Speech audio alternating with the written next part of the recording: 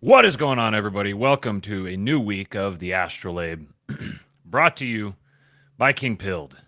I am your host and humble narrator. I've got a, what does Oren say? Very good show with some very good guests that I think you're really going to like. Well, I don't have any really good guests for this show, but I think you guys are really going to like it.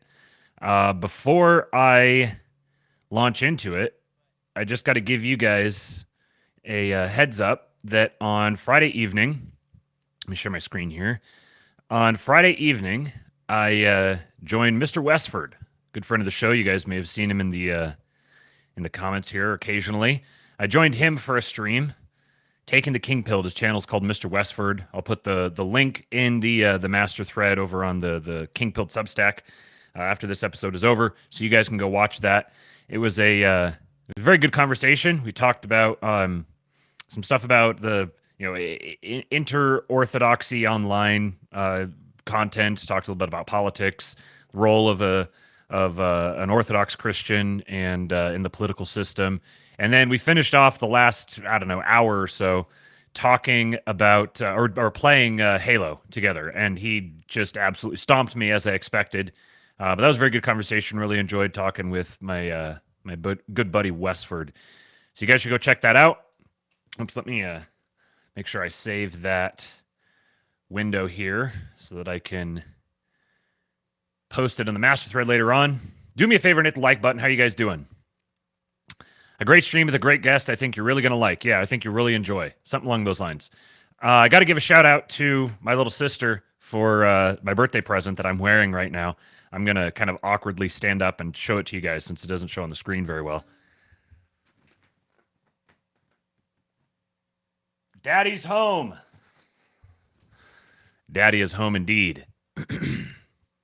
So shout out to my sister. I was very happy when I opened it. This is great. This is my first time wearing it. I can't wait to wear it out and about. All right. So today we're talking about the New York City assassin. There's a guy named Luigi who is being fingered for it at the moment. I've got some questions. Going to talk about some speculative conspiracy stuff. Assad is out. I've got a couple things on that. I'm not going to get real detailed into it because I'm not even going to try to pretend to be an expert on everything that's going on over there, but I'll point you in the direction of a couple people who have some good thoughts. A Trump appointment that kind of flew under the radar a little bit. Michael Anton. Michael Anton has been appointed to the State Department. So we'll talk about that, about who Michael Anton is. And I have a very interesting Substack post from a friend of the show, Minchus Moldbug / Curtis Yarvin. I suppose it's Curtis Yarvin / Minchus Moldbug. That talking about the DOGE, and I think he has some very good thoughts. I know a lot of people have been fairly exercised about the various comments he's had, and I think he's doing a thing, which I got some drops on the thing I think he's doing in this Substack that I'm going to read you guys. I got some Neo-TradZ stuff, got some funny, well, I don't know if it's funny. It's not really funny necessarily, but some things that the Europors are doing. So let's get launched into it. But first of all, got to have ourselves a little bit of slop. So for my most people my age, a little bit older, very, are going to recognize this almost immediately, I think. If you don't recognize this, then I feel sorry for your childhood. But this guy here is remarkable. This is so good. If you know it, you're going to know it immediately. If you don't know it, well, maybe you can go figure it out. But this guy is phenomenal, and we're getting into the Christmas spirit now, so this is a very appropriate one. Put one foot in front of the other, and soon you'll be walking out the door. If I want to change the reflection I see in the mirror each morn. Oh, you do? You mean that it's just my election? Just that. To vote for a chance to be reborn?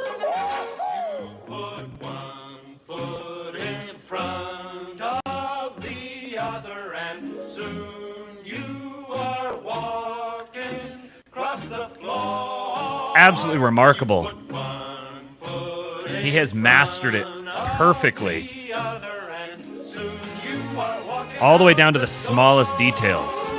Even like this one right back here where he has his mouth open, he's kind of soy jacking here, and then he turns his head. He's got the mechanics of the animation. This is, of course, from the old Rudolph video, the animated Rudolph video, Rudolph the Red-Nosed Reindeer, with, what's his name? Oh, his name just escaped me. Yukon Cornelius. Even the way that he does, like, when he turns his head to the left here, he kind of goes up and turns. Like, he has studied this animation, and he's nailed it. in front of Right the there. other, and soon you are walking out the door. Put one foot in front of the other. He's got their mouth movements down perfectly. Oh, yeah, Santa Claus is coming to town, yeah. Of the other, and soon you'll be walking out the door.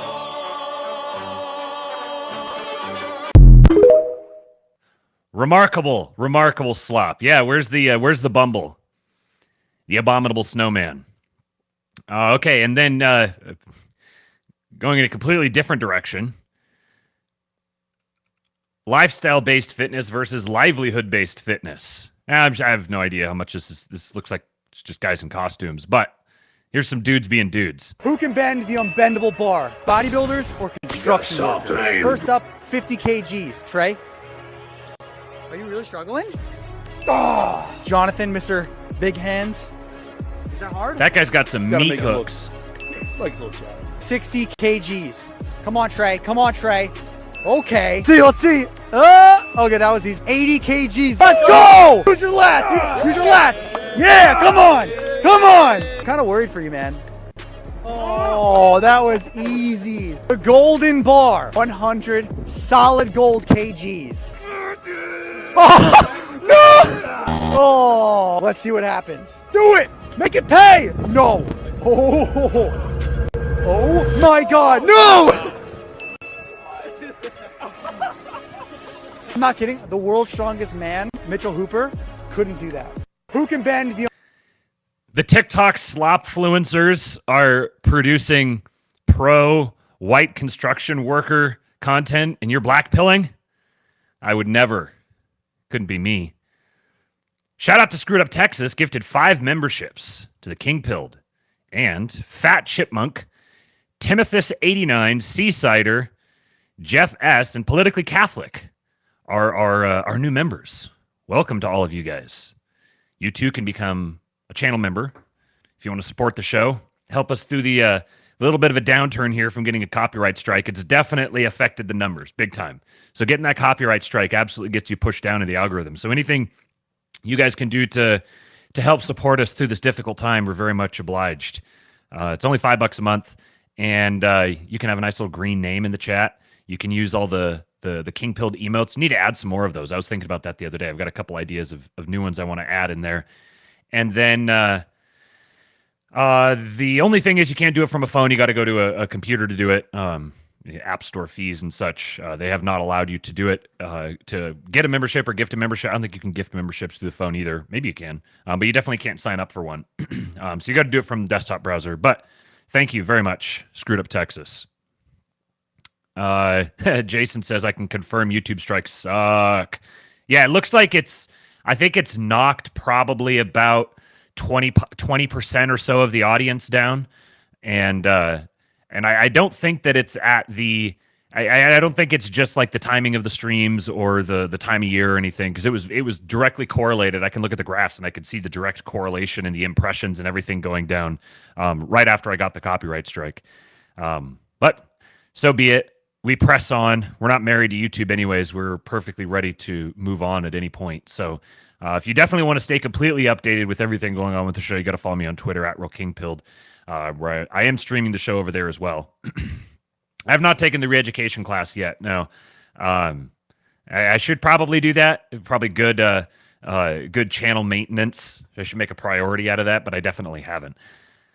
Sometimes you just got to let them know who's in charge. So it seems as if at the moment we have, I don't know. I was talking with Jason about this last night, and I said, it seems like we have two presidents. And I said two administrations, and then I modified it to 1.5 administrations.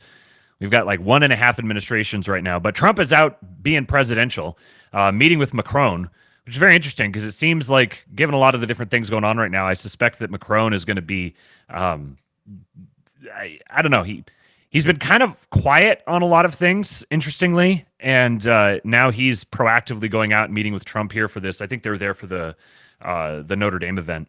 It'd be interesting to watch what Mr. Macron does here over the next couple of years, because I think he's a very strong candidate for going for just completely flipping the script and abandoning the super lefty climate agenda, the Davos world. I think he might be a candidate for someone who could suddenly go very, very nationalist, kind of sort of like what Trudeau and Starmer have hinted at, starting to sort of try to outflank their right wing from the right.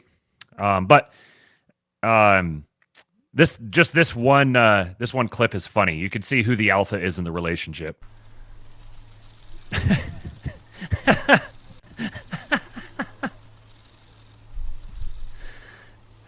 Look at the face. Look at Trump's face. It's like, I got this little manlet here next to me. Obviously, he can't turn his back. Like, to make a natural handshake would involve kind of turning his back to the camera, but they could have easily kept their hands right down here. This is obviously what he was expecting. He's like, hey, let's shake hands here, but I'm going to get into your space, impose myself on you. And Trump's like, oh, yeah? Well, how about this? I'm going to pull your hand up to my armpits. And Macron is like, trying to pull his hand back down again. He's sort of little power plays are so funny. So, good news. I'm not honestly super surprised. Daniel Penny was cleared of charges. Very interestingly, Scott Adams points out here.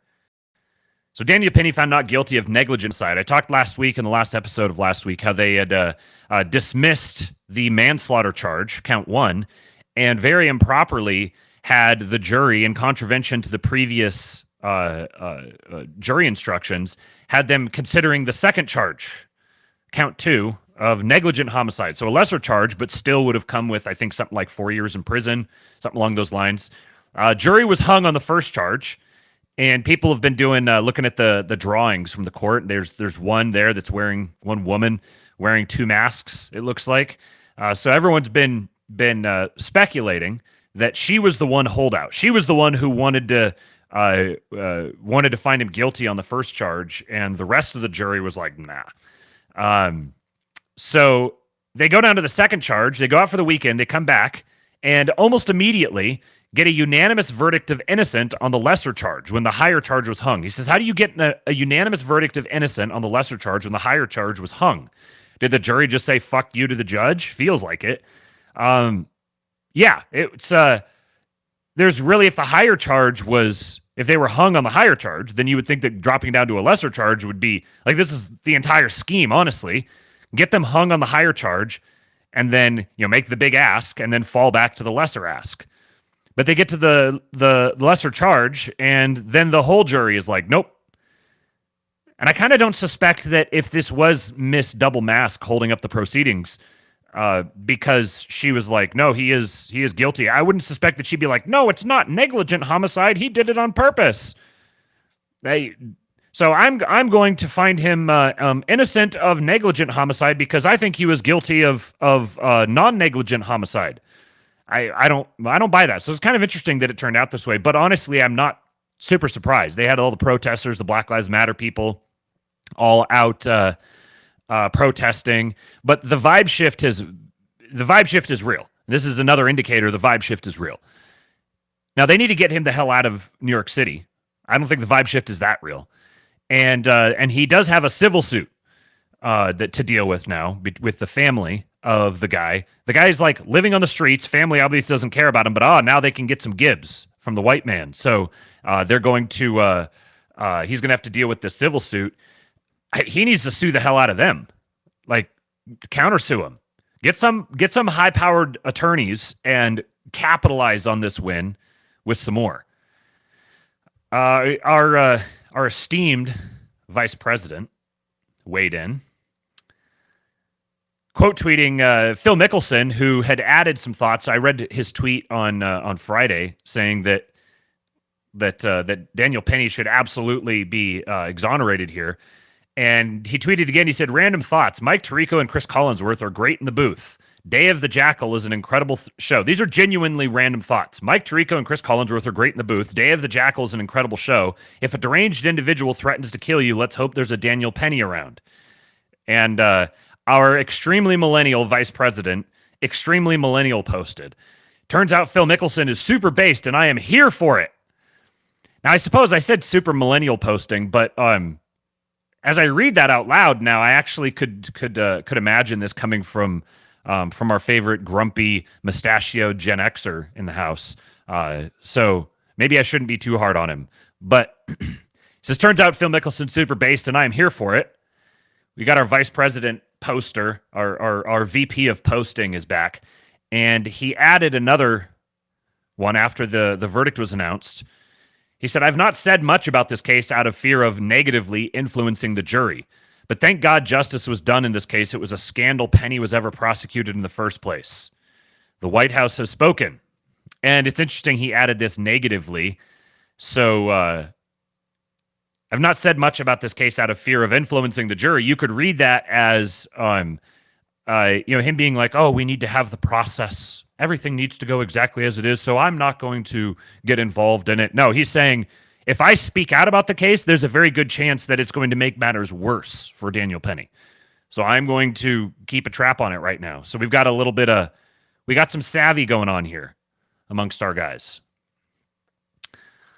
Okay, so we got some international news before we get to the serious stuff.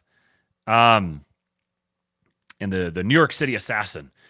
So here's Pierre Poilievre in an interview, gets a question about Trump annexing Canada, and you could tell what he thinks about the question, but notice the answer that he gives. In an interview this morning, Donald Trump again floated the idea of Canada becoming the 51st state of the United States. Are you concerned that the president-elect... He's never looked so scrawny to me before. Like, every time I've seen a video of him, he looks like he's just sort of like a decent average-sized dude, but he looks like a little shrimpy pencil neck here. Repeatedly brings up this idea of annexing our country?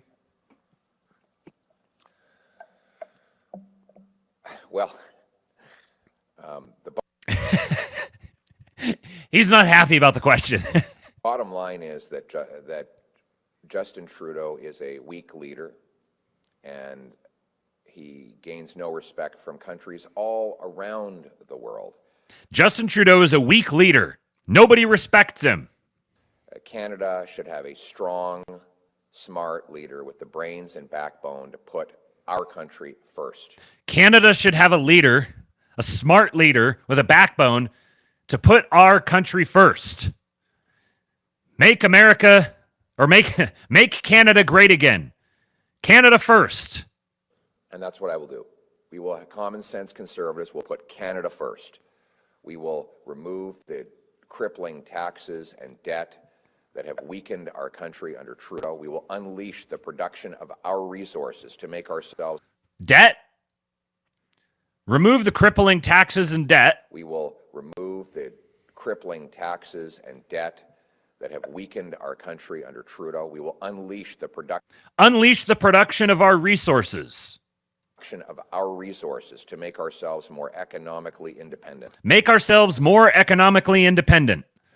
We will rebuild our military and secure our borders. Rebuild our military and secure our borders. And we will go into negotiations with our American friends in a position of strength rather than weakness. Interesting way to say that. So he's actually kind of cutting to the heart of what the implications of all this are and why he finds it so he just doesn't like this question. The notion that America is just going to annex Canada is a great big mushroom stamp on the forehead of Canadians. And I mean, if you're gonna talk the talk, then he's talking it well. We need to be operating from a position of strength. Kind of sidesteps the question. The question presumes something that I don't even want to presume. We need to operate from a position of strength. Now, obviously, he's just running back the hits here. This is just cribbed directly from, this is the MAGA agenda, just cribbed explicitly. And he knows full well that it's obvious that's what he's doing. We're seeing the Red Caesar phenomenon. More on Red Caesar in a little bit, by the way. We're seeing the Red Caesar phenomenon that trickles down beyond America. Canada will be independent, strong, and proud, and our flag, the maple leaf, will fly proudly again over our country. Thank you. He's such a smug fellow. I like his interactions with the media because that's where he shines best. He can pull that off magnificently. I'm not under any illusion that he's some sort of based plant. But he does. The one video of him sitting there chomping on an apple, talking to that reporter and just dancing him around, it was good to watch a guy just get dunked on. And then our poor limey friends, man. It is getting dark. It is getting really dark. The UK government has announced plans to offer cash incentives to the relatives of elderly citizens who opt to be euthanized. According to a disturbing report in The Telegraph, quote, terminally ill pensioners could end their lives earlier to spare loved ones six-figure tax bills under assisted dying legislation, experts have warned, end quote. Under the current rules, pensions are passed on free of income tax if the person dies before 75 years old. Now, I think what's significant about this is less the immigration angle on it, but I think that is significant, and it's the pension aspect of it, because European pension funds are in dire straits. This is the shout out to Orrin McIntyre, the total state. The total state is tying themselves in knots to try to manage this debt problem. And where they're finding themselves is, we will pay you to have your grandparents euthanized. Don't construe this as like some evil scheme by people out there who are like, hey, how can we euthanize old people? No, they're backing their way into this profoundly evil final solution because of the economic incentives they've set up for themselves. So, I mean, it's incredibly dark. UK government to offer cash bonuses to families who euthanize their elderly relatives.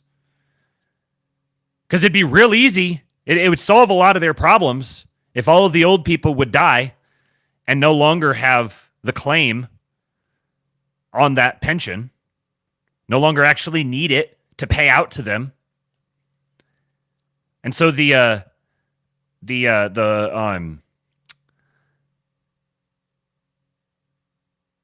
They could end their lives earlier to spare loved ones six-figure tax bills under assisted dying legislation. Experts have warned under the current rules, pensions are passed on free of income tax if the person dies before 75 years old.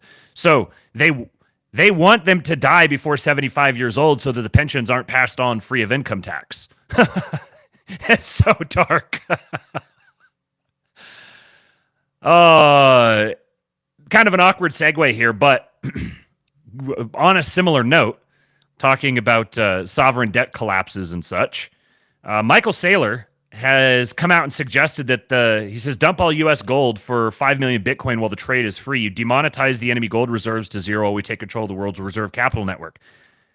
I've heard this from multiple people who are fairly like, I don't know, CEO or chief investment officer, or some like executive level within the crypto Bitcoin business space, talking about this as if this isn't something they're just speculating on, but as if they've heard there's the possibility this may get floated out there. Let me play this video for you and then we'll talk about it for a sec. I don't know what the purpose of a Bitcoin central reserve is, and I haven't seen the details of why that's important. Bitcoin is emerging as the world's reserve capital network. People are realizing that Bitcoin is better than real estate. It's better than stocks. There's not a single company or real estate property that you would rather own for the long term than Bitcoin. So the very simple idea is buy 20 or 25% of the Bitcoin network on behalf of the U.S. government, catalyze the development of that world reserve capital network, and then let all the Chinese and the Russians and the foreigners sell all their other assets and buy Bitcoin, and then the money flows into the United States. If you want to put a great twist on it, dump your gold, sell all the U.S. gold, buy Bitcoin, then the trade is free because you could buy 5 million Bitcoin for the cost of the gold. You will demonetize the entire gold asset class, and our enemies hold gold in their banks. So their assets would go to zero. Our assets would go to $100 trillion, and we would control the world's reserve capital network as well as the world's reserve currency network. So note he's making a distinction here between the world's reserve capital network and world's reserve currency network. I do believe this is the direction we're going, and I'll link in. Let me remind myself here. Open up a window. I'll link you an interview that I listened to last week on the. It was a guy who's an investor. I think he was Luke Groman, one of the guys that I played a video of for you guys last week. Speculating on the direction that the gold and Bitcoin markets are going to go. So you have the BRICS nations who are consolidating around a gold-backed currency, and the incoming administration talking in very, very pro-Bitcoin terms, extremely pro-Bitcoin terms. And what we're watching happen right now, and I'm telling you guys this, I don't care what you think about gold, I don't care what you think about Bitcoin, what's happening at the moment is a complete realignment of the entire global monetary structure. And the nature of Bitcoin as a reserve asset is that it's just a matter of time until the U.S. actually leans into that. Like all the markers are pointing in that direction. It's just a matter of time before they announce that. Now, whether it's a full-blown Trump-level investment like Saylor's talking about, or if it's something scaled back and just the U.S. government explicitly acknowledging Bitcoin as a legitimate reserve asset will be just rocket fuel. And all the regulations, all the hurdles, the barriers to innovation within the Bitcoin space being diminished is going to just be radically transformative. I'm not talking about Bitcoin as a financial asset. I'm talking about Bitcoin as a technology that can be innovated with and the impacts that will have on the financial markets. The ostensible enemies of the United States, China, Russia, Iran, a lot of those nations, they're going to have no choice. Like they're going to be buying Bitcoin as well. They're going to be using Bitcoin as a reserve asset. And so the U.S. having the potential to, I would not be surprised to see Trump at least take this rhetorical approach. Start talking about we're going to sell our gold and use that to buy Bitcoin. another thing that I think Cynthia Loomis has talked about is getting the gold, having the gold, their stockpile redenominated according to current prices, carving off that margin and using that for Bitcoin. That may be a more plausible way that they go. But if the U.S. starts dumping gold, this is a form of economic warfare toward the BRICS countries. And so if the U.S. starts dumping gold, it's going to tank gold prices, at least for a time, which will create a lot of incentive for people to bail out of gold and into Bitcoin, because in a lot of ways they're pretty similar investments, even though there's a lot of mimetic rivalry there between gold and Bitcoin. But that also means that someone doesn't have to move very far to go from a gold bug to a Bitcoin bug.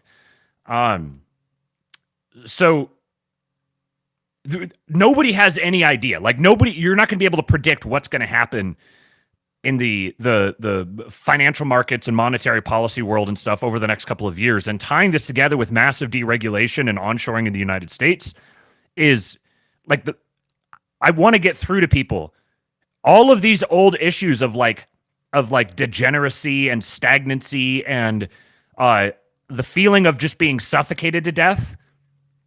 That's going away. Those are not the problems we have to fight anymore. Those are not the hurdles in our way. The hurdles in our way going forward are the ones of uncontained, explosive, the sins of excess, rather than the sins of deprivation. All the massive growth that's going to come is going to have to be contained and kept orderly in some way. Because the tendency is going to be for everything to just go like in every different direction, which could be very destabilizing. But it's destabilizing in a different way. Not in the everything's getting super brittle and nobody can move way, but in the everyone's running around like a chicken with their head cut off. Stuff spiking and dropping and shifting hands really fast and super explosive growth over here that outpaces the infrastructure. And those are the problems that are facing us.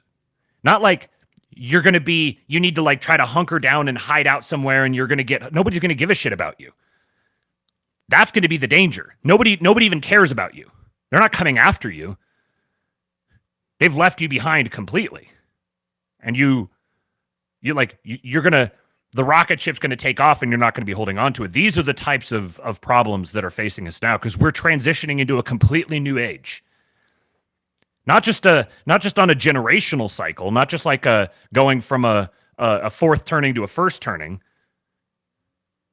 It's not just on that level. It's on like a 500-year civilizational cycle. What the world looks like in 10 years is going to be vastly different than now. In 50 years, you can't even conceive of it. You see the cartoons or whatever of people trying to predict in the 1950s what the 1980s will look like. And it's like, you have people flying cars and everything. Our ability to predict, especially in times of explosive growth, get really, really wonky. Because as a bunch of complex systems start going parabolic, your ability to try to project, you underestimate everything. It's also interesting that this was announced right at this same time. President Nayib Bukele revealed that El Salvador has discovered up to $3 trillion in unmined gold, and he is now moving quickly to repeal the mining ban regulation so that miners can get to work. Quote, "We've also found gallium, tantalum, tin, and many other materials needed for the fourth and fifth industrial revolution," end quote. Of course, the environmental lunatics are attacking Bukele, saying he shouldn't do it to protect lakes and rivers from contamination, but they don't realize the only way to fix the water problem is with the money the gold will bring. Additionally, the amount of jobs and economic growth this will bring to El Salvador will be magnificent. The discovery is a gift from God for the country's faith and perseverance under the demonic gangs. This is from @Bahaizi tweets. There's a video here, but it's just him speaking Spanish, so just captions. Here, look at this. The value of the gold alone is more than 8,800% of El Salvador's current GDP. Mining just a few billion of it could propel them into a dominant nation. It's a miracle from God. Now, there's a few interesting points here. Number one is making a discovery like this is one thing. Going out and publicly announcing the discovery is a whole new thing, because it's pretty clear at this point that that Bukele knows full well exactly how the system works. And he must feel pretty secure in his position there to come out and publicly announce this and start talking about it in these terms. Because this would absolutely be cause for removing him from power, let's say, and trying to take control of this from either direction. So from the United States, from the U.S. sphere of power, or from the Russia, the BRICS sphere of power. It'll be interesting to watch. I can see a number of ways this can go. It'll be interesting to watch the power play dynamics here, because he's announcing, hey, we got $3 trillion in gold here that we need to mine, right on the heels of BRICS getting really serious about talking about their gold-backed currency. But he's also been very close with the Trump administration. He's very pro-Bitcoin. Trump is very pro-Bitcoin. So El Salvador is going to become a very, very interesting place. If it was, I mean, it already was, but it's going to become even more so. Additionally, for everyone who talks about gold as a long-term store of value, suddenly $3 trillion in unmined gold has showed up. What's that going to do to the existing supply of gold? Little food for thought, I suppose. Okay, so let's get into this Luigi Mangione, the supposed United Healthcare CEO assassin. Before we get to him, talking about the new news that's broken about him, this clip from Tim Dillon is pretty funny, talking about the fact that you're going to shoot a CEO in the head and you can't do it before you get your Starbucks is brilliant advertising for Starbucks. We'll get rid of it. It's a great commercial for Starbucks. It is. The fact that you're going to go shoot a CEO in the head, and before you do, you can't do it without a Starbucks, is a great commercial. It is a great commercial. If we're going to talk about brand awareness, how much free advertising is Starbucks getting from this? What a viral campaign. How brilliant. At a Starbucks. He went to a Starbucks. He was grinning at a Starbucks. He left DNA at a water bottle in a Starbucks. Not that Starbucks needs any help, but God, this is such a great... You think the people at Dunkin' Donuts are pissed he wasn't there? No one goes to Dunkin' Donuts before they kill anyone. Dunkin' Donuts is where you go after you've killed someone, after you've killed yourself. Starbucks is still the premier coffee chain in America, and it's great advertising to be mentioned in this. And that's the way they think. Do not think for a minute that there are not executives at Starbucks that are kind of happy. Tim Dillon's been on a heater lately. I have a longer clip on RFK stuff that I was going to see if I could fit it in today, but it wasn't going to fit. So I'll probably have it on tomorrow's show. So this guy, Luigi Mangione, person of interest in the UHC CEO shooting, ex-Ivy League student, which is kind of weird to say, ex-Ivy League. I don't remember which Ivy League university he went to, but I think it might have been Harvard. I don't remember. They, why are they not saying ex-Harvard or ex-Yale or whatever Ivy he's from? Anti-capitalist and climate change activist. Now, everyone's been deep diving on this guy, and I'm going to say here up front, I'm extremely... Oh, yeah, it was Penn. That's right. Maybe it would be that maybe they just didn't... Not many people would know that Penn is an Ivy, and so maybe that's why they're saying it. I'm going to say here up front that I'm very, very skeptical that this is the guy. This whole thing stinks to high heaven of something far more than what's being reported. But let's go through some of these details. So he has an account on Twitter. Oh, it's been suspended now. Everyone has been incredibly well documented, like all of his tweets and everything. So it was Pep Mangione, and he was a poster. He was a very active poster, very adjacent. Whoever this Pep Mangione guy is, very adjacent to many of our guys. These are some of the things that he posted. Modern Japanese urban environment is an evolutionary mismatch for the human animal. The solution to falling birth rates isn't immigration. It's cultural. Encourage natural human interaction, sex, physical fitness, and spirituality. Ban Tanga fleshlights and Japan real whole custom porn star pocket pussies being sold in Don Quixote grocery stores. Replace conveyor belt sushi and restaurant vending machine ordering with actual human interaction with a waiter. Replace 24/7 esports cafes where young males earn false fitness signals via Tekken fighting and Overwatch shooting games with athletics in school. Heavily stigmatized maid cafes where lonely salarymen pay young girls to dress as anime characters and perform anime dances for them. Revitalize traditional Japanese culture, Shintoism, Okinawan karate, onsen, etc. He also said, this is why Jordan Peterson always bothers me. Overcomplicates everything he says aloud, wasting everyone's mental bandwidth and having to decipher it. The best teachers are the best communicators. Clear, succinct, simple language. One of his most recent tweets was a reply in a thread of a tweet from friend of the show, Josh Rayner. One of his other most recent tweets was a retweet of Peter Thiel. He was a fan of Lindy Man. He was, whoever this guy is, was very much a participant in a lot of our circles of the internet. Aristophanes continues, my general read on everything I've seen of him so far, to include follows, etc., as a Rogan listener with plus 20 IQ points to the median. Not particularly interested in political discourse, but very interested in political philosophy. Microdosing Jim Bro with bland bipartisan follows. MSc and BSc in computer science at Penn. Not quite a Redditor, not quite a chud, but unless he's got a burner somewhere, he doesn't seem to really be into the discourse or any kind of mirth nor vulgarity. If this is all organic, I would bet this x-ray of a pinning on his spine in his banner pic probably has something to do with any kind of grudge he may have against the healthcare industry. So on his banner picture on Twitter, he had this. He had a Pokemon character. He had this and an image of him shirtless, like a thirst trap picture of him. I think at like Machu Picchu or something like that.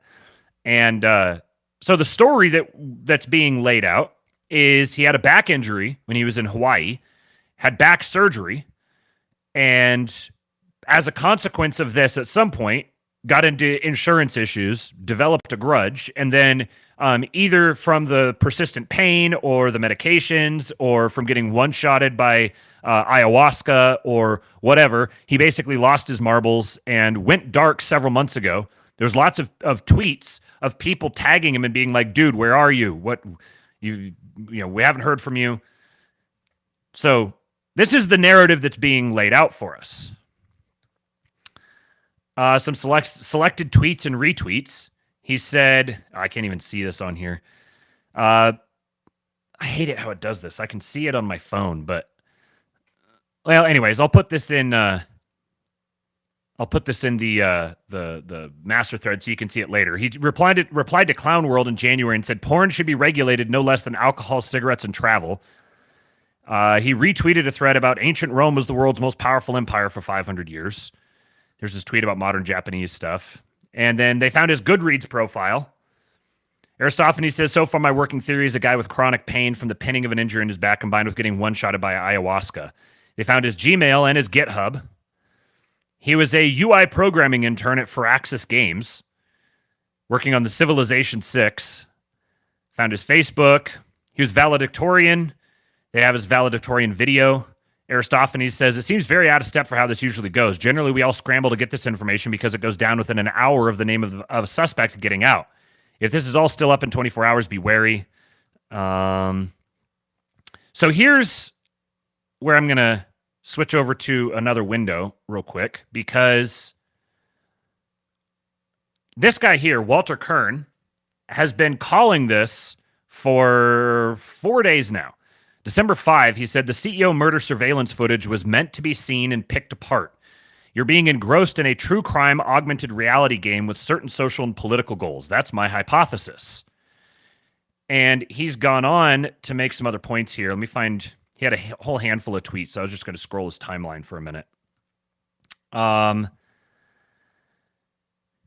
He says, everything I've been telling you about this UHC killing is a deliberately designed, politicized, dynamic game played on several reality streams at once will become conventional wisdom soon, but check back now and then because the conventional wisdom may be folded back into the game as much of it was foreseen and even planned. He was a gamer. Luigi Harvey Oswald. His developer grandfather was close allies with Nancy Pelosi's father, which is very interesting. His cousin, I think, is a Republican elected official. And this connection with Nancy Pelosi's father is interesting because part of the speculation was that that CEO guy was about to start narking on.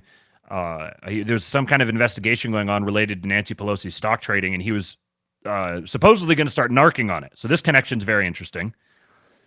He says Hansel and Gretel followed all the breadcrumbs too and wound up where? The witch's oven. Don't be Hansel and Gretel, be the brothers Grimm. He said it's all a real life meme in serialized form. You know it's fake in all kinds of ways, but you're following it anyhow. In fact, the faker it becomes, the more closely you'll follow it. That is, of course, the whole idea. He says, this tracks with what I told you all the other day, leveraging Elon's own platform against him with an anti-capitalist murder mystery that drives big traffic. So he's been predicting this for a while.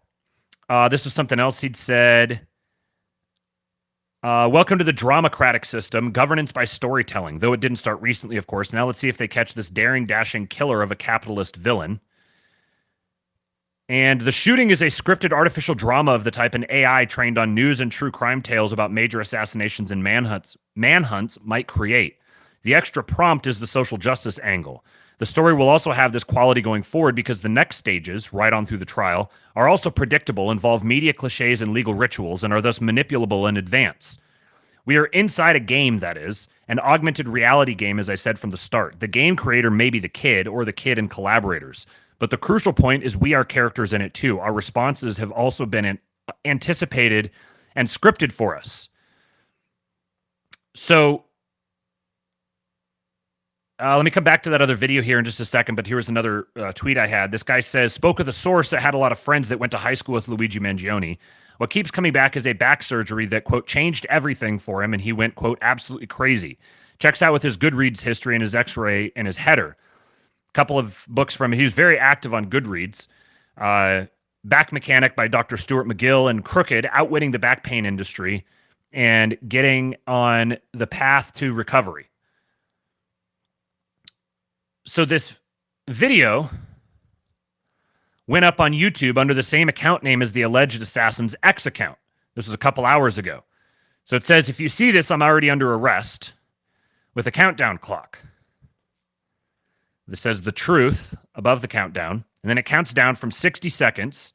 It just stays exactly the same like this until it counts all the way down to 0. And then it says soon on the lower right-hand side, and right at the very end, whoop, just missed it there, it pops up a little date, December 11th.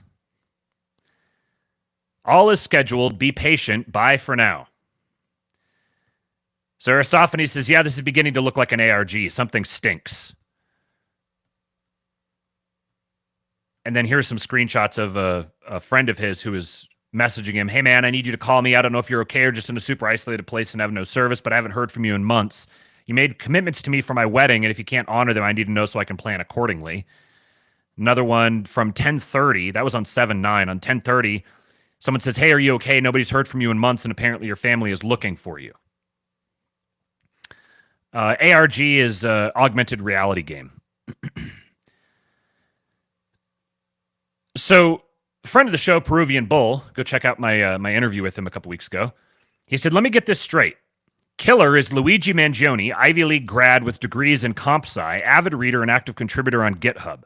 He has a 130 plus IQ, but he takes off his mask at a Starbucks to flirt with an employee, then an hour later goes and calmly kills the CEO of a major healthcare company and rides away on a bike. A week later, he goes to a local McDonald's where he brings the murder weapon, the fake ID he used to check into a hotel, and a written manifesto on how horrible the American healthcare system is. He somehow gets identified by the cashier after he sits down. He works on his laptop until police come inside the McDonald's, sitting there with a ghost gun and suppressor he made himself. So there's the guy there. And this is exactly the story that we're being told. So he went, where he was found was at a local McDonald's, where he had the murder weapon with him, the fake ID he used to check into a hotel, and a written manifesto on how horrible the American healthcare system is. This is in Pennsylvania. There's something up here. He goes into a park and ditches a backpack full of Monopoly money, but not the murder weapon. That was another detail that came out over the weekend. They found a backpack that he ditched, supposedly, that was full of Monopoly money. But he didn't ditch the murder weapon at all. He just kept it with him and conveniently happened to have it on him still a week later in another state. He's a health bro, follows Andrew Huberman. He's obviously in very, very good shape, but he's like sitting down working at a McDonald's. Someone's winking at us. But he wanted to be caught, bro. Okay, so why didn't he turn himself into the police directly? He had the gun on him for protection. You're telling me he couldn't have used literally anything other than the murder weapon itself as a concealed carry? And my take on this, I was looking at these today, and these pictures have been going around for a little while of like, supposedly they found the guy and they got a clear look at his face because he's talking to the waitress and she asks him to take his mask off so she can see his face, and he's just this, stunning, romantic Italian guy, and he can't help it. He falls for the femoid, pulls his mask down. You get a great view of his smiling, handsome face. I was like, what is it that connects this guy here to this? How do we know that that's the same person? There's a couple of pretty significant discontinuities here. You notice the backpack he's wearing in this picture has a black strap. The backpack he's wearing when he commits the act is very clearly a light-colored backpack. You can't just attribute this. He's wearing black.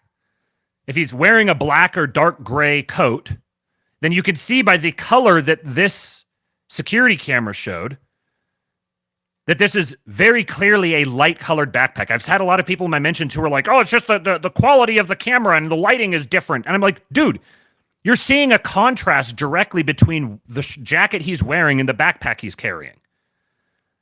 And then here, you can see there's very little contrast. The contrast there has the backpack a lot darker.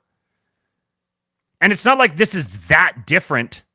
Like, this is a pretty well-lit thing. It's not like this is that different. And then there's this image in between. This supposedly is also him. Now, this guy, this backpack, looks a lot like this backpack. This definitely seems to be much closer to this person. But this person here and this person here do not look the same. It's hard to say on his face. A lot of people have talked about his nose looking different, and I think, I don't know, I could go either way on that. But it's definitely a different jacket and a different backpack. This one's got these big breast pocket flaps. This one very clearly has no breast pocket flaps. And then this is very clearly a light-colored backpack like this one and not like this one.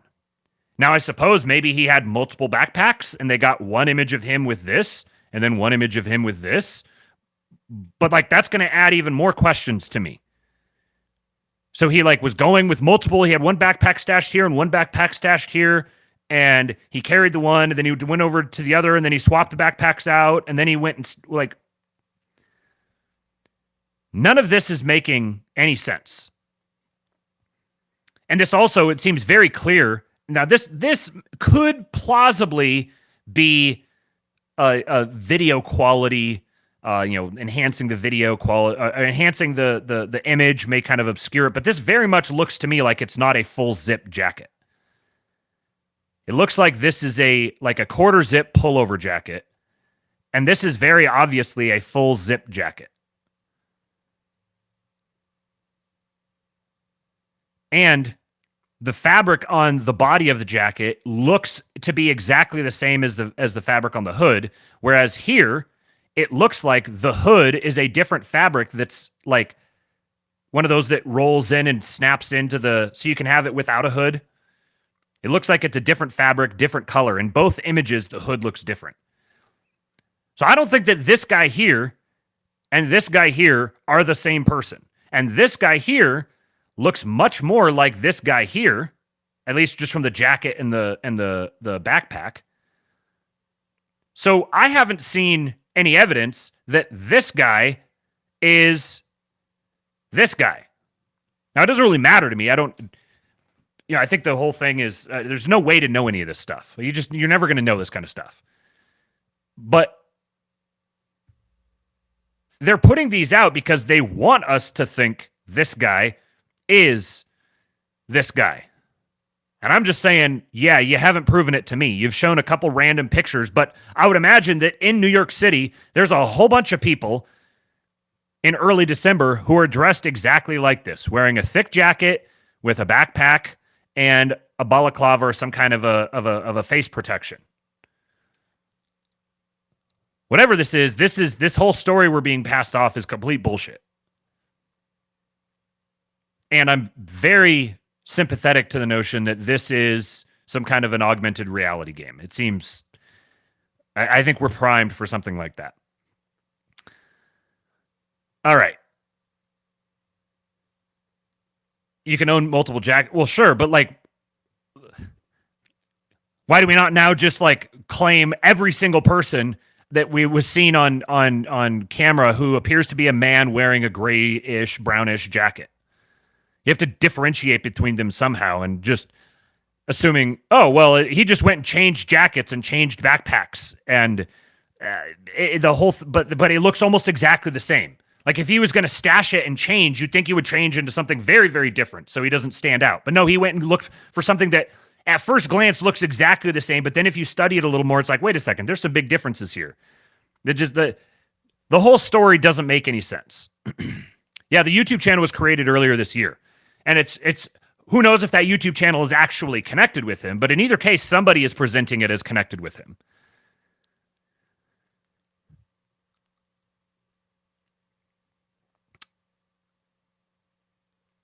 Okay, so on to the next window here.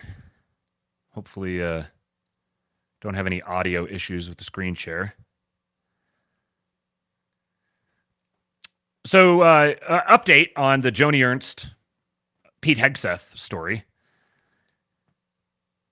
Sean Davis says, Joni Ernst only became a senator in the first place because Concerned Vets for America, the organization Pete Hegseth ran, nuked her opponent and resuscitated her flatlining and dead-in-the-water campaign by highlighting her opponent's betrayal of veterans. This is genuinely the most sickening and craven betrayal of someone's own voters and supporters since Liz Cheney gave the middle finger to Republicans so she could be praised by communists on CNN.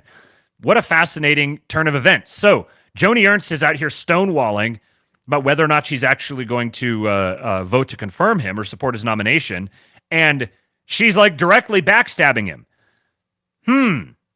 As soon as I saw this, I started, my bullshit meter started going off. There's something going on here. There's something more to this story. My kayfabe sensors are going full blare.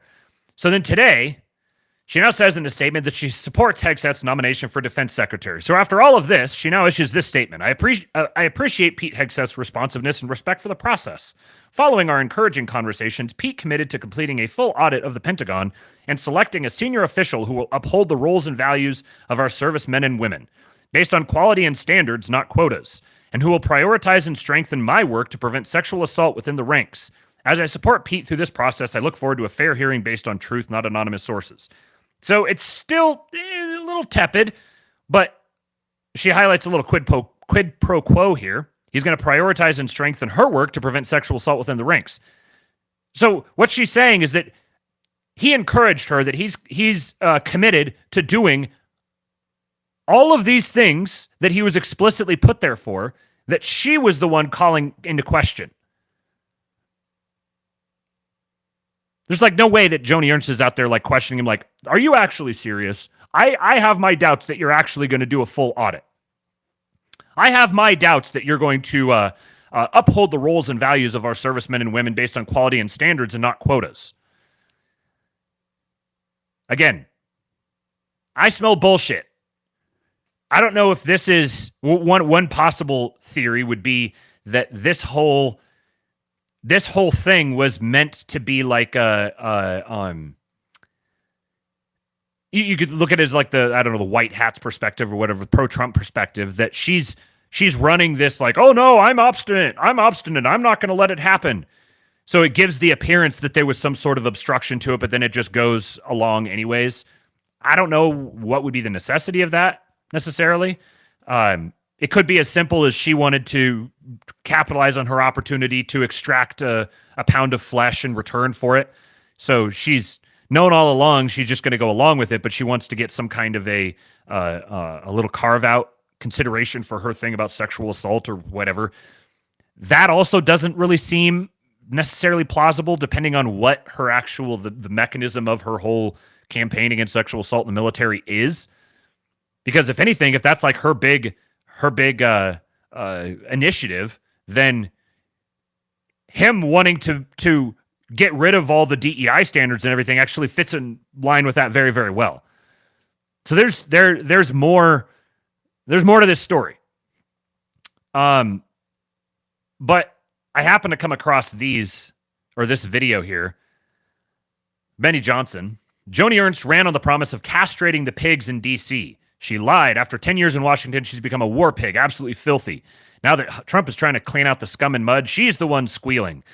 Okay, very nice posting. But look at what she looked like.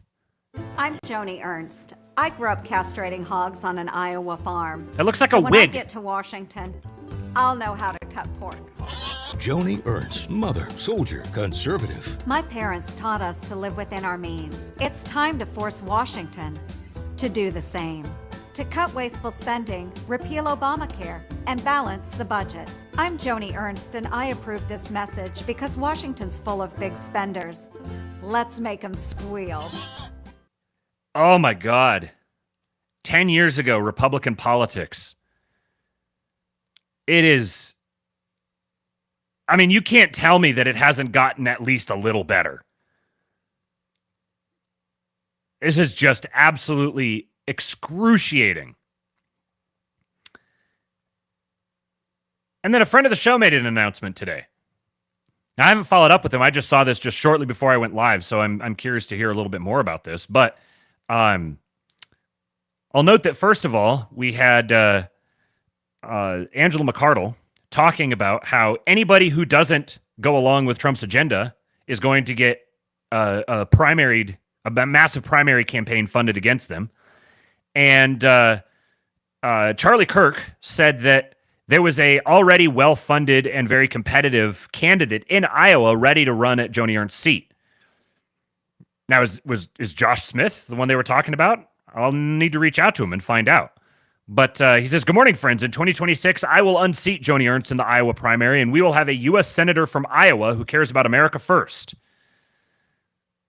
He says, go retweet this post, and let's grow this thing early. We'll need a huge grassroots movement, and we can win. Someone said, are you registered as a Republican? Have you made inroads with any MAGA Republicans? Maybe through Angela or Dave Smith. History aside, I think they would for sure help.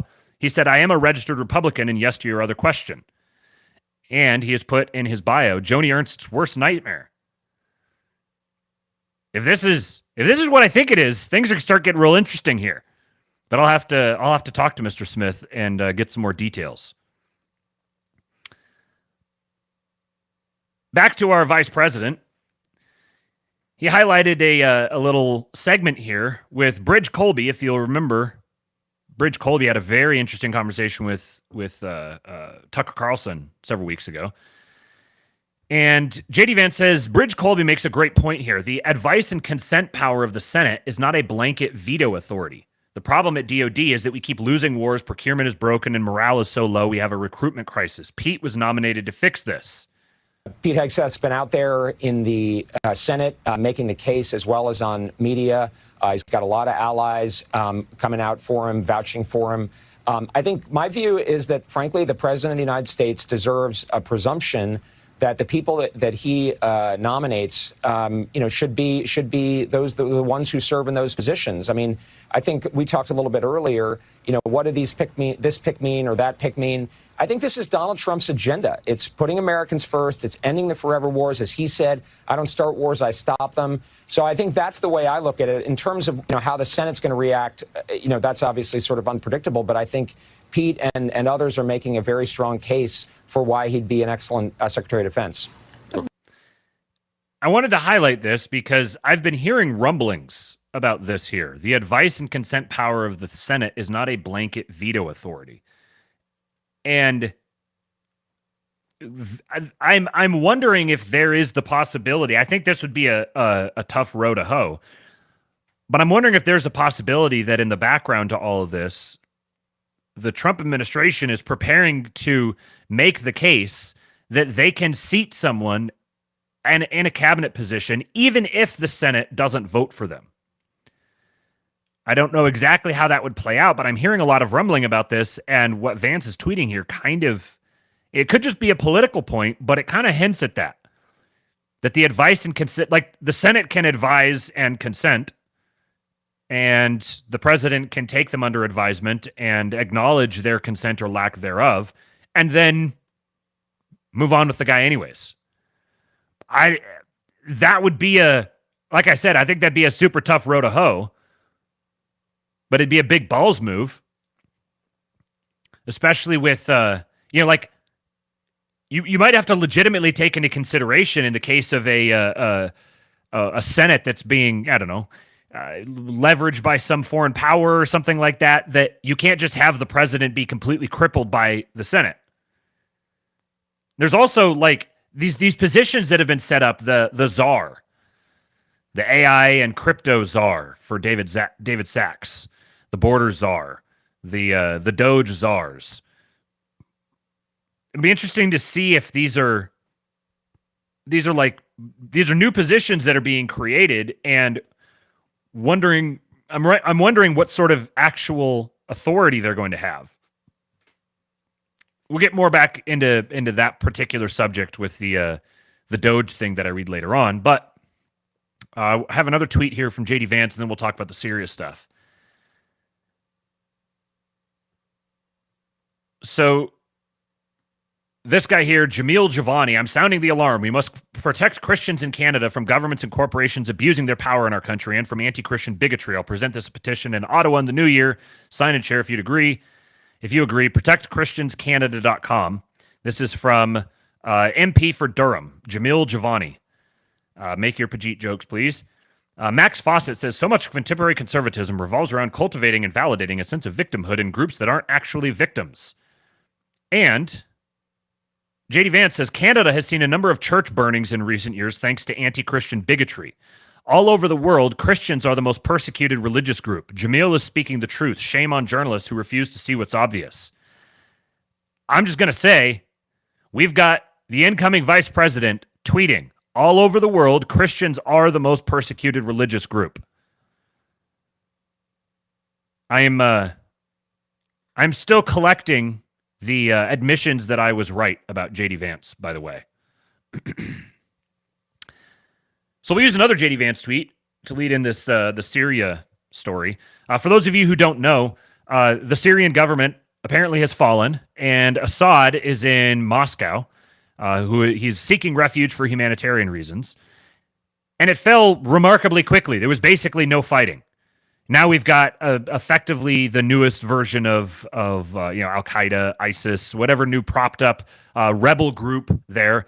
The newest one is HTS. I can't remember the exact name of it, but radical Islamists.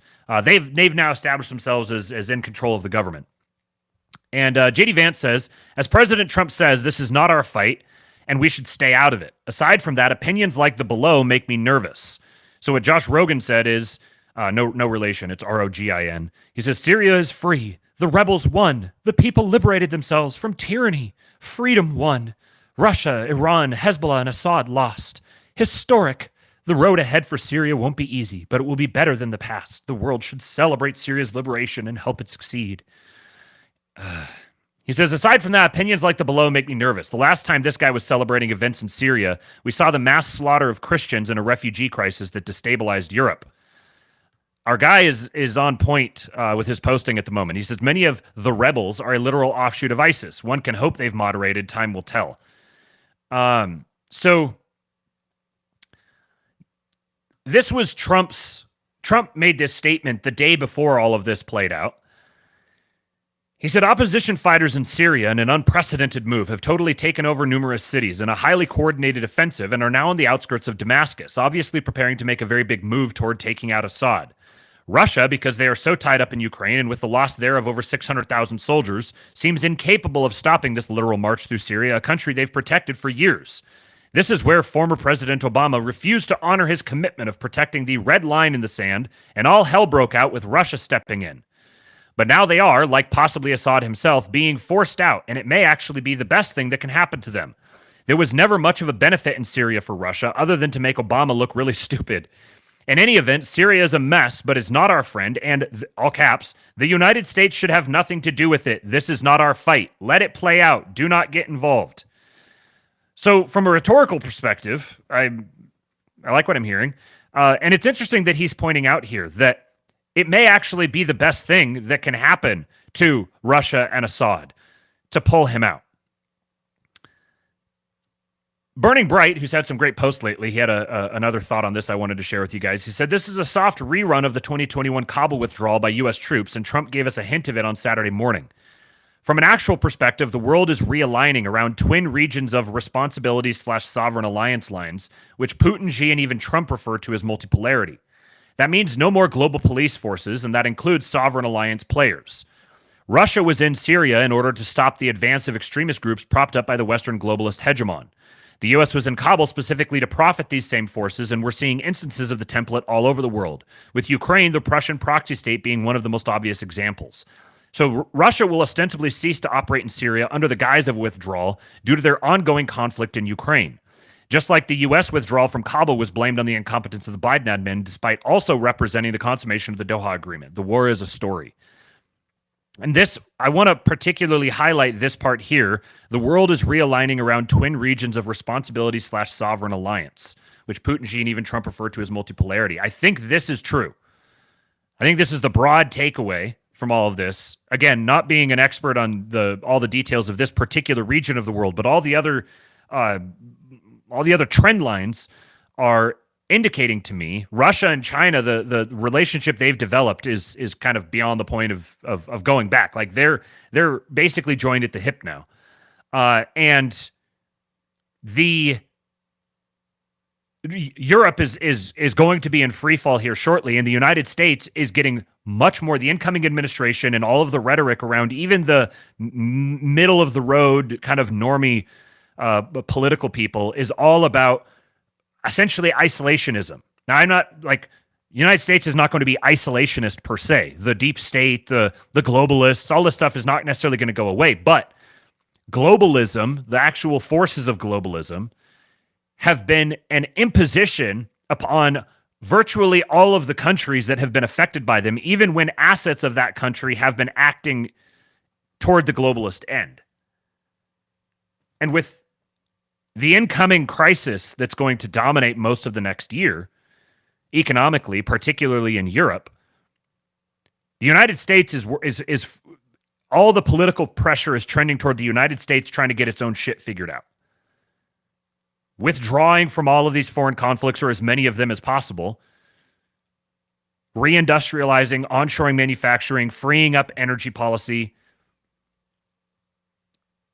while Russia is moving much closer to China and essentially reaching an effective stalemate between Russia and NATO within Ukraine.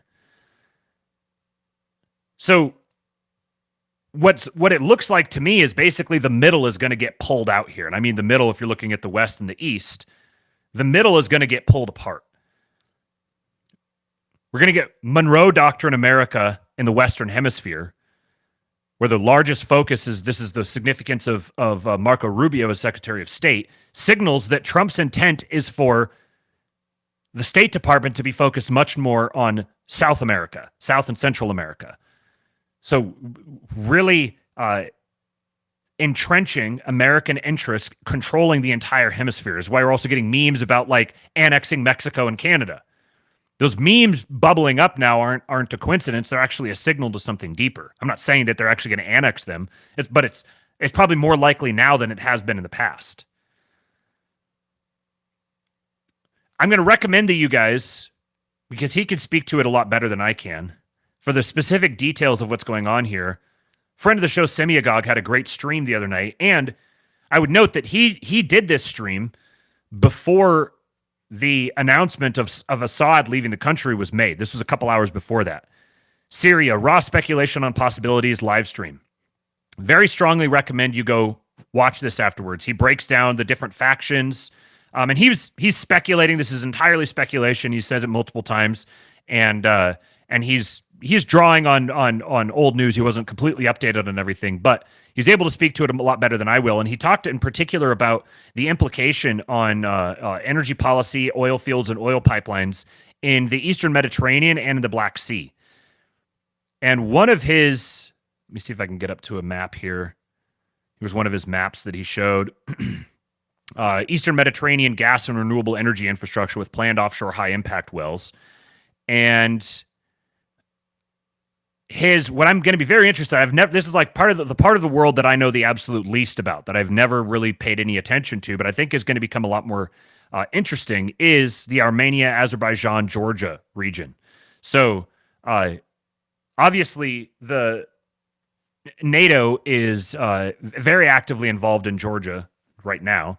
And I was talking with Jason about this yesterday. He knows this sort of thing in more detail than I do. And his assertion was that Georgia is Russian. Like that's not going to change. I do think this is going to become a lot more of a sphere of controversy, because as Russia and China are starting to embrace each other more and more, this part of the world here and managing that relationship between them, not being able to create these overland routes for sending supplies and back and forth, and creating oil pipelines through this area, and then India also being a rapidly ascendant power at the same time, at least economically, adds a very interesting color to all of this. So from the looks of it, I think I kind of suspect that we're going to see things winding down more in the Lebanon-Syria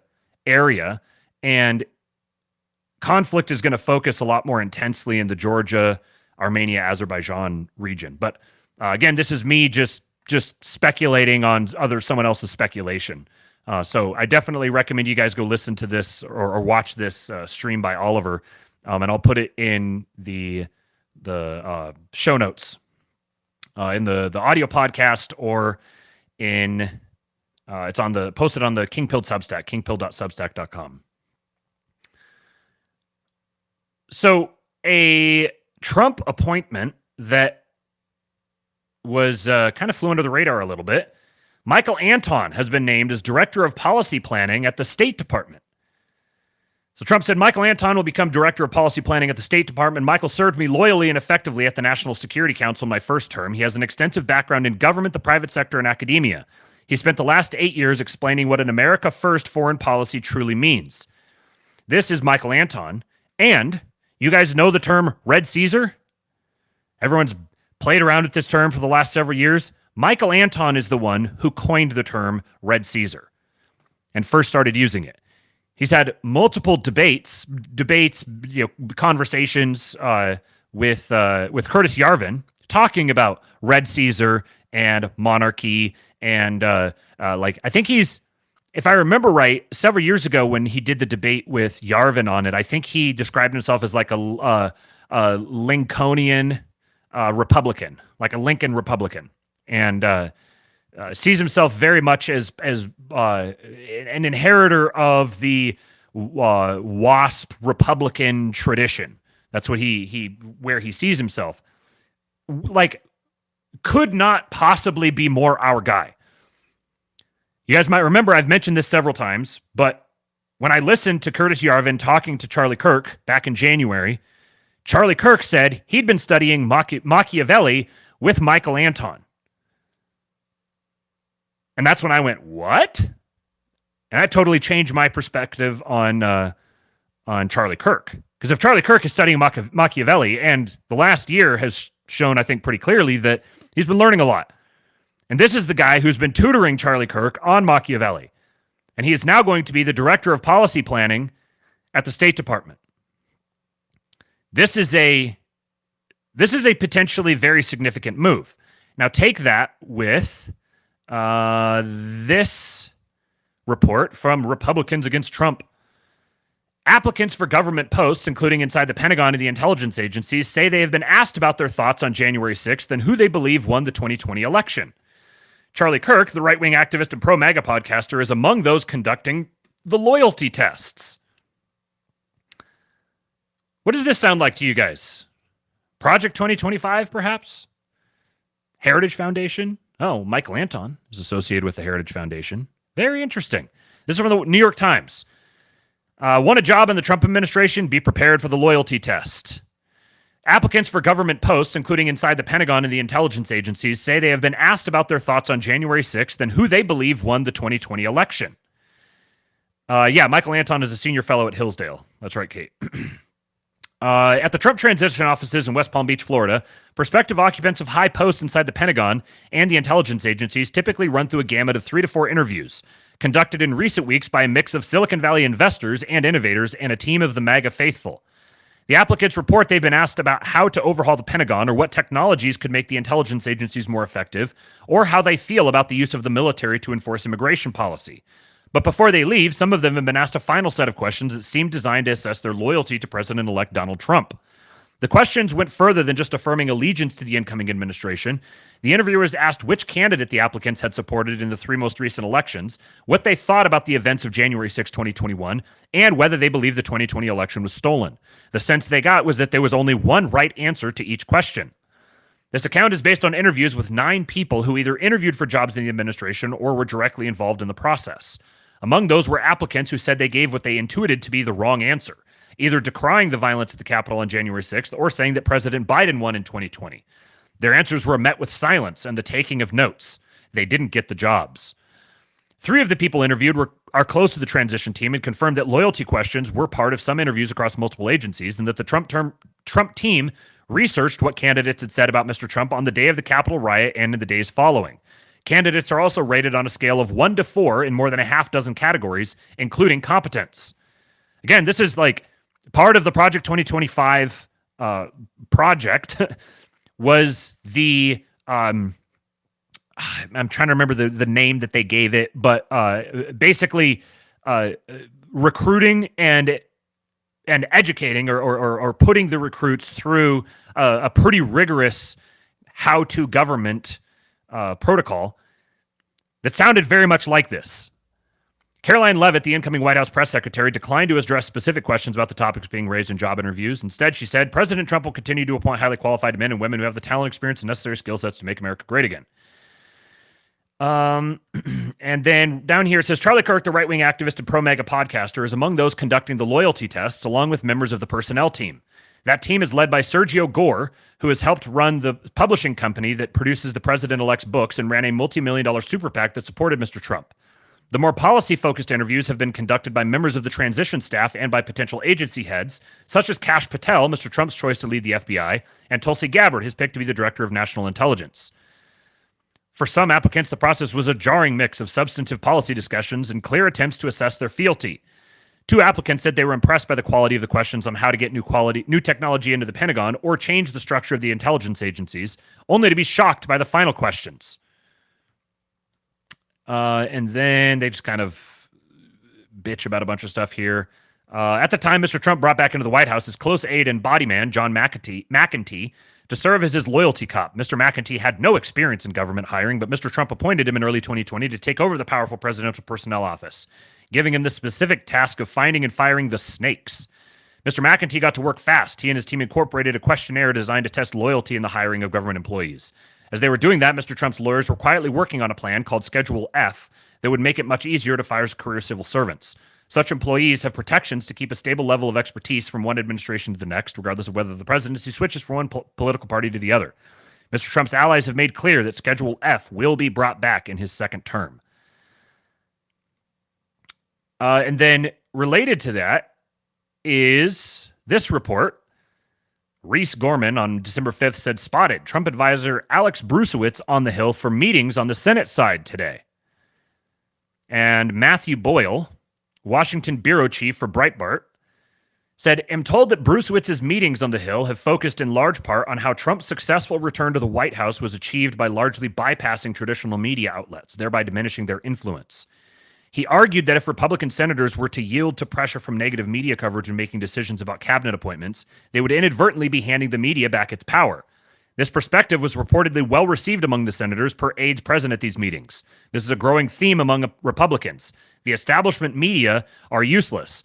I don't know about you guys, but all of this stuff is just like so incredibly encouraging to hear.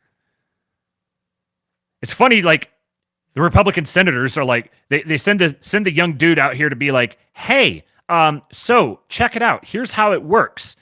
When you yield to pressure from negative media coverage, you are inadvertently handing the media back its power." Republican senators are like, "What?"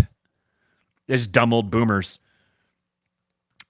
And the name Alex Brucewitz, what does this guy say? Should just bring a file with blackmail and tell the senator that if they don't confirm Trump's picks, it will get released. Problem solved, and Pete Hegseth will get immediately confirmed.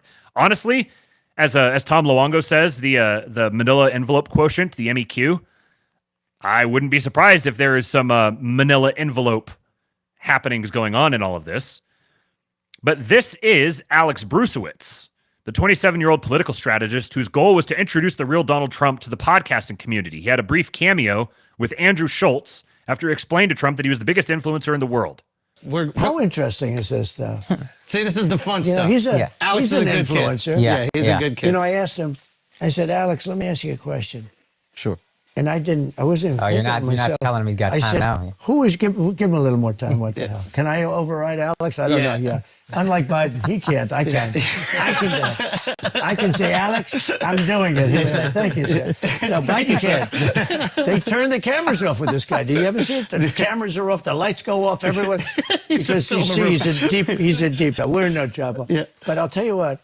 I asked Alex. He's an influencer. You know, he's a big name influencer. I don't know if he's in this league. I don't know who the hell knows. But I said to him, knowing nothing about influencers, I said, "Who is the biggest of all the influencers?" "Sir, that's the easiest question you've ever asked me." "Who is it?" "You, sir." That's true. Wow. I said, "No, I never thought of it." He said, "You're the biggest. You have hundreds of millions of people." So that's Alex Brucewitz. And this thread here, I think I read this on a past episode, but talks about how in July, campaign manager Susie Wiles tasked a 27-year-old with spearheading Trump's podcast circuit, Alex Brucewitz. After drawing up a list of shows for Trump to go on, Brucewitz and senior advisor Danielle Alvarez called the former president one morning while he was on the golf course. "I have a list of podcasts I wanted to pitch you on," Brucewitz said. Trump stopped him there. "Have you talked this over with Barron?" he asked, referring to his 18-year-old son.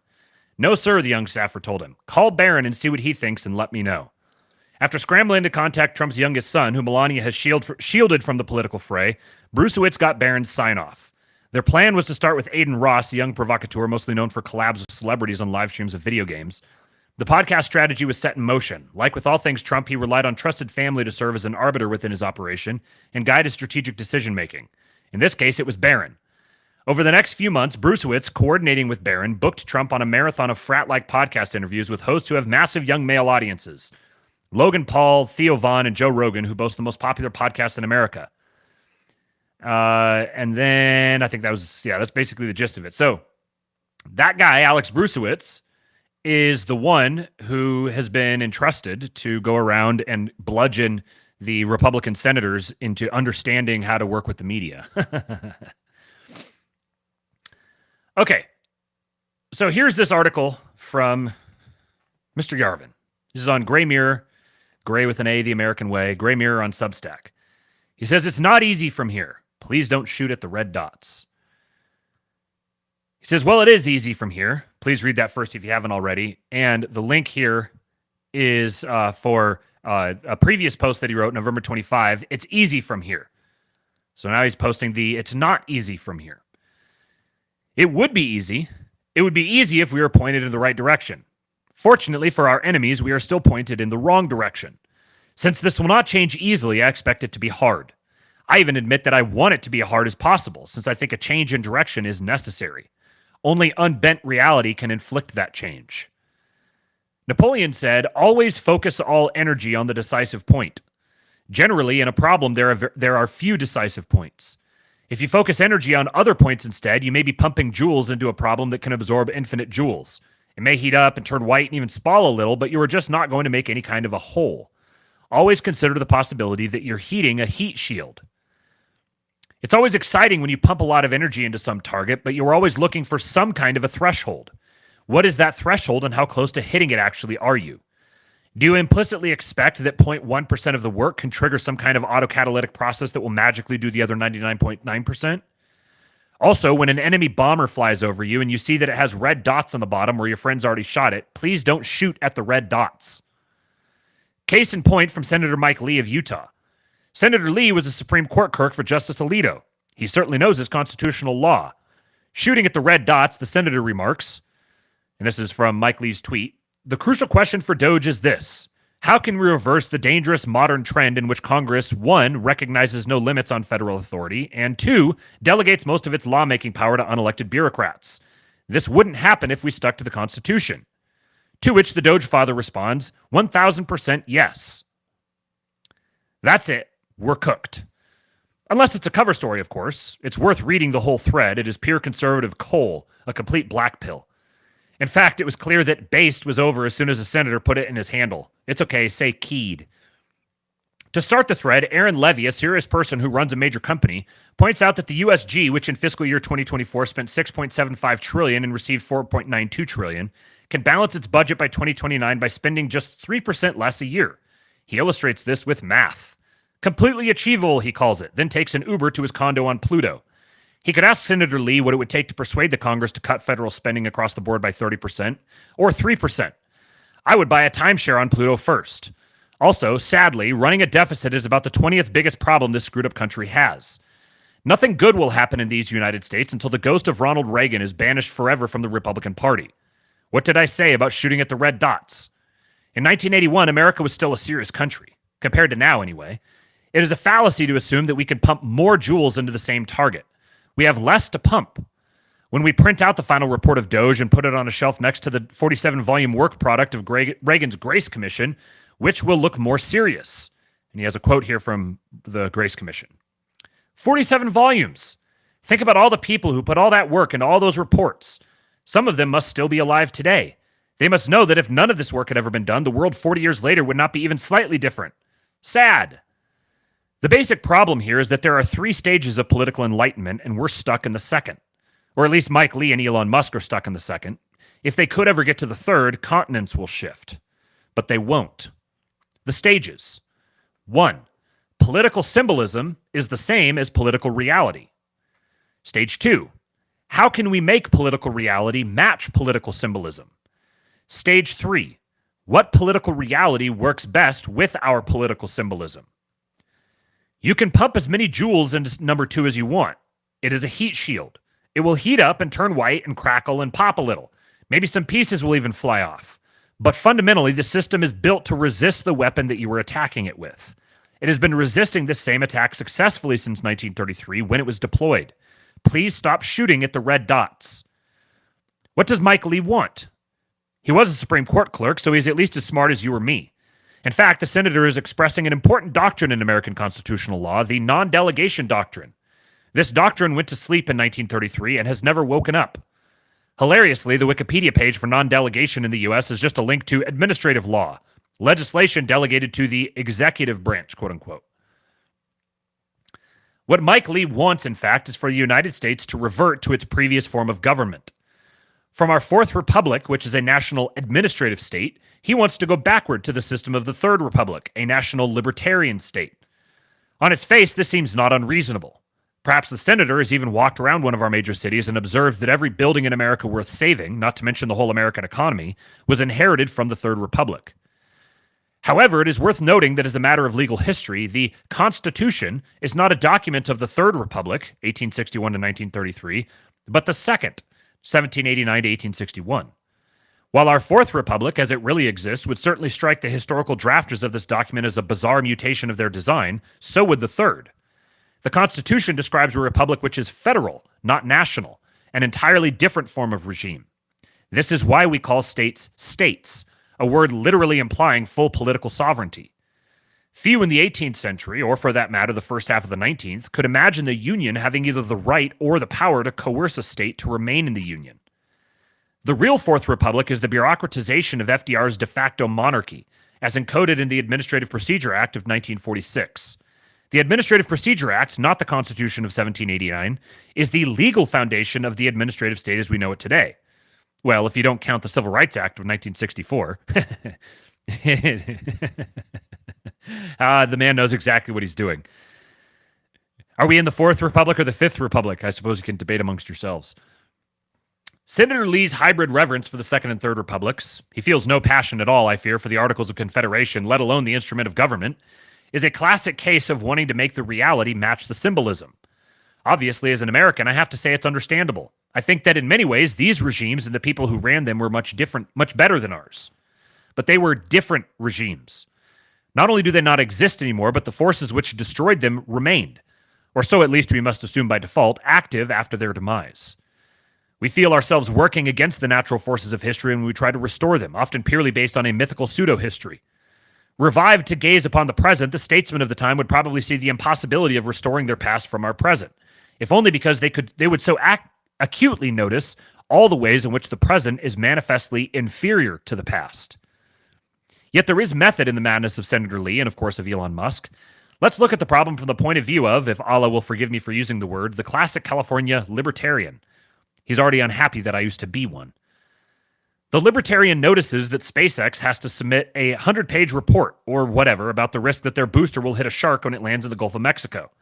Then it has to pay $1 million, or whatever, for someone with a master's degree to read it, for 3 months, or whatever. Whatever it is, it's crazy. Then they learn that this is not even the law. Oh no, it's not a law, it's a rule. Totally different thing. You see, laws are written, preferably on parchment, after some long parliamentary debate among statesmen and top hats who quote aphorisms in Latin. These statesmen were elected on account of their well-known wisdom by the holy and sovereign people, vox populi vox Dei. That's Latin too. Congress, it's not just an archaic word for the Sex Act. Also, you have to look past the 13th% popularity rating. You can see how popular our senators and representatives actually are by the sheer number of people who regularly affix signs with their names to their own front lawns. Defacing your landscaping is the old American way to show deep loyalty and respect. So if it was a law protecting sharks from errant spacecraft, that would be one thing. If this activity was sanctioned by Holy Congress, fine. Fiat justitia ruat caelum. Actually, though, we are just looking at a silly old rule, made not by lawmaking, but rulemaking. Not in the sacred United States Code, just the inferior Code of Federal Regulations. Every American voter obviously knows the difference. So we have a viable legal theory, albeit a Third Republic legal theory, under which this absurd shark rocket rule is no bueno. The non-delegation principle prohibits it. The non-delegation principle prohibits the whole Fourth Republic, but any port in a storm. We start to realize why this dynamic tension between what the regime is and what it pretends to be exists. Everyone gets sucked into the lie. Everything about it offers an opening to special pleading, even for its enemies. What would it actually mean to turn the administrative state into a libertarian regime? Let's try to steelman this fantasy. Administrative law is, of course, established by actual law. Congress is fully in charge. Congress just chooses to exercise its power by writing something like, the EPA shall make rules about the oceans and stuff. Then the EPA goes and writes all the rules it wants, so long as they're about the oceans. In some sense, these rules are just like laws, except they aren't laws. They're rules. Senator Lee objects to this nonsense, and rightly so. It's half Orwell, half Carroll. But what is his alternative? Of course it's absurd for the U.S. to spend any time or money on protecting Mexican sharks from falling rockets. Then again, it is not absurd for the U.S. to prevent Elon Musk from using a gigantic autonomous solar drift nets to vacuum up all the marine protein west of the Antilles, dry it, powder it, mix it with cricket flour, and send it to Mars as astronaut bars. Today, this immense extractive project is barred by fishing rules in the Code of Federal Regulations. How would it work in Senator Lee's revived libertarian Third Republic, in which the Congress does not, quote, delegate most of its lawmaking power to unelected bureaucrats? Of course, there is no real way to restore the non-delegation principle of 1925 or the libertarian regime of 1925. We can pretend, though. Because the Third Republic was operating under the same nominal constitution as the Fourth, we can pretend to be turning the clock back on this or that. Not as a way to actually turn the clock back, just as an excuse to get what we actually want. It's a port in a storm. Just another club in the endless wrestle of Washington, D.C. This is why the alliance between libertarian voters and corporate lobbyists has been so fruitful for the latter. The general principle of the former is their special pleading. Elon Musk definitely does not realize he's being herded into this trap. Does Senator Lee realize he's playing the Judas goat? It is stunning to realize the Orwellian level of the language this regime uses for itself. Congress did not, quote, delegate most of its power to unelected bureaucrats. First of all, there is no actual delegation going on because there is no actual executive branch. There is only an administrative branch, which is fundamentally a part of Congress. Just as the president is not actually a president and does not actually command like a CEO, Congress is not a lawmaking body and does not actually debate or make laws. There are no meaningful debates. Bills are passed, but little of the language in these bills is anything the founders would recognize as law. It is budget, policy, procedure. It is administration. Congress has much the same role as the Central Committee in the USSR or the European Commission in the EU, but with elections. But no election in the lifetime of the Fourth Republic has come close to disturbing this system. So at the level of his real job, Senator Lee just needs another weapon to give lobbyists what they want, and of course deserve. Non-delegation is just another legal device. But at the level of the symbolic, Senator Lee wants to tell the story of a return to the Third Republic. A totally different regime than we have now, one in which Congress debates and passes laws, which are necessarily much more vague than the rules we have now, but much less vague than these laws which just delegate to the agencies. In this libertarian republic, the law says something like, SpaceX must not cause any significant damage to the Gulf ecosystem. How do we tell what is significant? Well, we have a court. Strangely enough, we already use courts this way. Hence, Justice Sotomayor, probably not a favorite of Senator Lee, was so incautious as to blurt out at a symposium that, quote, a court of appeals is where policy is made, end quote. Then our circumspect jurist remarked, quote, I know this is on tape and I should never say that, end quote. In the presence of the symbol, it is important to never mention the reality. What's weird is that libertarians like Senator Lee are supposedly not fans of judicial activism at all. Yet their antipathy to regulatory bureaucrats leaves a power vacuum that can only be filled by judicial bureaucrats. At least the regulatory bureaucrats might have a chance of knowing something about either sharks or rockets. Senators and even their staffs are not going to become shark experts. They have to delegate it to someone. If the rules about what you can and can't do to Mexican sharks are scientific rules written by oceanography professors, not case law precedents written by activist judges, don't they have a chance of making sense? Maybe they do, but they don't make sense. So, obviously, something is wrong. But isn't a 3-month politicized delay way better than some politicized black-robed dictator with a court? How did these things work in the Third Republic anyway? Now, he's not actually making this case. You have to know how to read Yarvin. He's taking on Mike Lee's perspective and arguing from within Mike Lee's worldview. These things didn't work all that well in the Third Republic, as all the Prague history books will tell you. Environmental protection was not a strength. But also, what was great about America 100 years ago was that it was still a third world country in certain ways. Therefore, there was more lubricating corruption. You could always pay people to get things through. It was more like China, including the part about, actually making stuff. It was a different system. It had different pros and different cons. If it was possible to migrate back to this different system, it would take just as much power as migrating to any other system, or more, because the system is inherently allergic to its ancestor. I think there's a very well stated point here that if it was possible to migrate back to an old system, it's going to take just as much power as migrating to another system, and it actually might take more because the system is inherently allergic to its ancestor. Once we accept that the Fourth Republic is our real regime, which cannot be inferred in any way from the Constitution, we are at stage 2 of the above. We know that the executive branch is not an executive branch, the legislative branch is not a legislative branch, and the judicial branch is not just a judicial branch. We are terrified by the realization that we are operating a completely unconstitutional regime and feel the immediate need to restore the rule of the Holy Constitution, which will fix everything. The moment of Satori, I actually don't know this word. Satori. Sudden enlightenment, the road that leads to Satori. Japanese, literally awakening. The moment of Satori occurs when we drop our mythic attachment to the past. All that is required, if that, is that we keep the symbolism. We do not have to believe in any of it. American progressives have not actually believed in the Constitution for a century. They seem to be doing just fine with that. Why can't we? Rather, the question is, What form of government, consistent with the Constitution, just as our present regime is consistent with the Constitution, would be ideal for America in the early 21st century? Once we know that form, how can we get there? FDR himself in his first inaugural observed that the Constitution is no great barrier to any form of government. It could describe the second, third, and fourth republics. It will as easily describe the fifth, which will be as different from the fourth or the third as the fourth is different from the third or the second. History never repeats. This was the point that I drew out from his conversation with Charlie Kirk that I don't know if Charlie Kirk was necessarily picking up on, or at least he was playing the role of not picking up on it so that he could explain himself more. He's not saying we need to do away with the Constitution. In fact, this is part of why I think a number of these guys have mentioned that the Constitution is such a brilliant document, because it's written in such a way that it can serve as the pretext for the Second Republic, the Third Republic, the Fourth Republic, the Fifth Republic.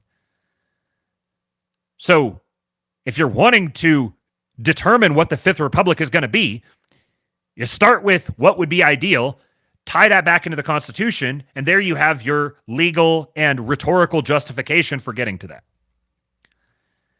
In a sense, when we acknowledge that the real and symbolic structures of government are different, we're saying the Constitution has been hacked. In the language of security researchers, it has become a weird machine, manipulated in order to do a completely different job than its designers imagined. American conservatives have spent the last 75 years trying to undo the hack. They're convinced that their mythic form of government, if actually restored to its original purpose, where original sometimes means 1960 and sometimes means 1790, would be the best government on earth. I see no evidence whatsoever to justify this faith. Frankly, I think there's a lot more evidence for Mormonism. Mormons catching strays out here. If this is the wrong direction, what is the right direction? How about the opposite? What if we don't need to unhack the system? What if we actually need to hack it better? For example, we could restore the non-delegation rule and restore power to Congress. While this isn't possible, it might sound good to Senator Lee, who is in Congress. And as we've seen, the idea is a useful tool for his work in Congress. The actual Congress, the Congress that is not a debating society, but an administrative committee. But here's another idea. Suppose the non-delegation principle actually isn't a problem. Suppose it's fine for Congress to delegate its lawmaking power to become rulemaking power in the agencies. Well, then it can delegate however it chooses. Here's what would be really cool, though. Suppose Congress delegated its power, not to the agencies, but to DOGE itself. What would it take Congress to just let DOGE write the laws? All in any of them. To simply pass DOGE's edicts as bills without even reading them. Don't let these statesmen, these top-hatted solons of the law already often pass bills without reading them, without even having time for their staffers to read them. They do. Where are these bills written? In some back room. Where will they be written now? In some back room. It's just a different back room, that's all. How does Senator Lee feel about this idea? How would he feel if Elon Musk, his best buddy from X, was like, we're just going to write a bunch of laws and you're going to pass them for us? Wasn't this pretty much exactly what FDR did in his first 100 days? What's so un-American about that? Obviously, Elon Musk does not desire anything like this level of power. No, sir. He does not want to build a giant rocket that can park a tractor trailer full of lead in orbit. He just wants the government to save money. Yes, sir. He'll pick up some Roman candles on the way home. Also, there is no way to put an 18-wheeler in space. Are you crazy? When we imagine the immense problem of making the United States government not a better version of what it is, not a past version of what it is, but just what it should be, even with the restriction that it still has to fit the old symbolic forms, which always turns out to be easier than it looks, we sense the immense amount of power needed for the job. Trump, Musk, and co. are always talking as if they had this power, as if they could write legislation and order the Congress to rubber stamp it. To the extent that you think you have something, you have no way to get it. To the extent that American voters and politicians are convinced that they're actually in charge of Washington and get to control it just because they won one presidential election, the victory itself is sterile. Once you imagine a world where the president could write rubber stamp legislation, you see how hard it would be to repair and or replace the USG even with this power. And if you didn't have this power, your first project would be to find a way to get it. Your first project would not be to try to do the job anyway with 1,000 times less power. The system has strong defenses against rolling history back. Its defenses against rolling history forward are much weaker. Is it legal for the Congress to delegate its lawmaking power to the executive branch? Gosh, it sure seems to be. Why not stop delegating it to anonymous bureaucrats and start delegating it to President Trump? Making America great again was never going to be easy. But if Trump can give us the law, as Lycurgus gave it to Sparta, it might actually happen. Or would that be going too far for you, Senator Lee? That's the thing about libertarian conservatism. You keep selling a fantasy which it never delivers. It does deliver some real goods, but in a different way than it promises. And part of its fantasy is that we Americans can get what we want without taking any real risks, without making any real changes, without building any new systems, without losing any old illusions. All is as it always was, and nothing ever happens. All right. I've got to run here, so I'm going to drop off the planned conversation about the Neo-TradZ. Sorry, Jason.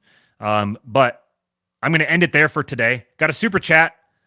Got some Leaf Bucks from QWERTY-ZZ7.